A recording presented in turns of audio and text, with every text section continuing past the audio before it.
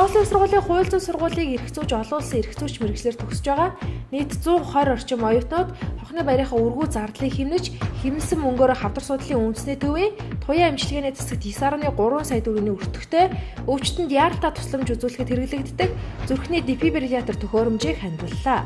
Улсын хурлын дарга энх болоод өчигдөр Монгол Улсын ерөнхий сайд Алтан уяг төрөөс төмөр завын тээврийн талаар баримтлах бодлогын хэрэгжлийг хангах тухай зарим гарах хэмжээний тухай улсын хурлын тогтоолыг өргөн барьлаа.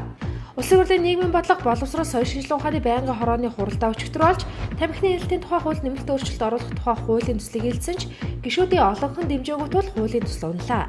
Гэхдээ уг хуулийн төслийг буцаах эсэхийг улсын хурлын чуулганы нэгдсэн хуралдаанаар хэлэлцэж шийдвэр гаргах юм а. Улсын хурлын дарга энх болоод өчигдөр Монгол Улсын ерөнхий сайд Алтан уяг харилцаа холбооны тухай хууль нэмэлт өөрчлөлт оруулах тухай хуулийн төслийг өргөн барьлаа. Харилцаа холбооны зохицуулах хороноос Монгол улсад угаартайгаа шилжих үйлчлэгийг нэвтрүүлэх боломжийн талаар сур судалгаа хийж дүгнэлт санал боловсруулан ажилласан байна. Уул уурхай ам ашигт малтмлын газар Швейцарын хөгжлийн агентлагийн тогтвортой бичил уурхай төсөл хамтран бичил уурхай ба алтны худалдаа хурлыг зохион байгуулсан байна.